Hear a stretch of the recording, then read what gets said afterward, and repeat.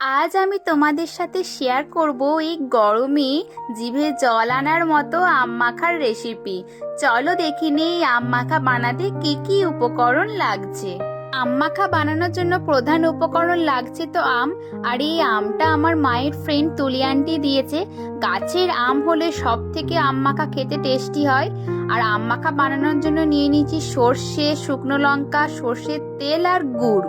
আর এই রেসিপিটা পুরোটা বানাচ্ছে আমার মা, তাই প্রথমে শিলের মধ্যে মা নিচ্ছে এখন সর্ষে। আর এই সর্ষেটা খুব ভালো করে মা বাটবে, আর তার সাথে আমটাও গ্রেট করে নিয়েছে যাতে মায়ের বাটতে সুবিধা হয়। আর এই প্রসেসটা কিন্তু তোমরা মিক্সিতেও করতে পারো, কিন্তু শিলে বাটার মতো স্বাদ মিক্সিতে আসবে না।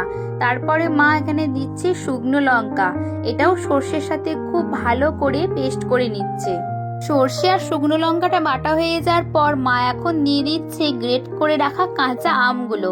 এবার কাঁচা আমগুলোর সাথে সর্ষে আর শুকনো লঙ্কাটা খুব ভালো করে মা বেটে নিচ্ছে। আমি শিলে বাটাটা ভালো পারি না, তাই পুরো রেসিপিটা আমার মাই বানাচ্ছে। মায়ের হাতে খেতেই আমার বেশি ভালো লাগে। এখন সর্ষে, শুকনো লঙ্কার আমের সাথে মা খুব ভালো করে বাটছে। এই প্রসেসটা মা 2 থেকে 3 বার রিপিট করেছে যাতে আম বাটাটা একটু মিহি হয়। এখন আম বাটাটা পুরোপুরিভাবে হয়ে গেছে। মা আম বাটাটা এখন প্লেটে তুলে নিচ্ছে। এখন এই আম বাটাতে মা বাকি উপকরণগুলো মিশিয়ে নেবে। মা প্রথমেই দিয়ে দিচ্ছে গুড়। আমি এখানে চিনি খাবো না, তাই মা গুড় দিচ্ছে।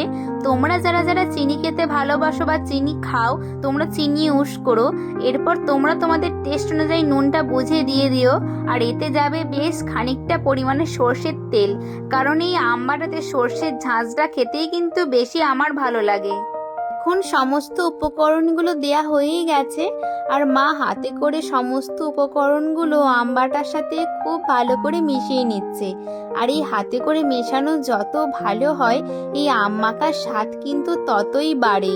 তোমরা কারা কারা এই গরমে আম মাখা খেলে অবশ্যই কিন্তু কমেন্ট করে জানিও। এই নিয়ে 2 বার আমার আম মাখা খাওয়া হলো। আর এখন কিন্তু এই আম মাখাটা পুরোপুরি রেডি হয়ে গেছে। কি দেখে জিভে জল আসছে তো। Thanks for watching, by.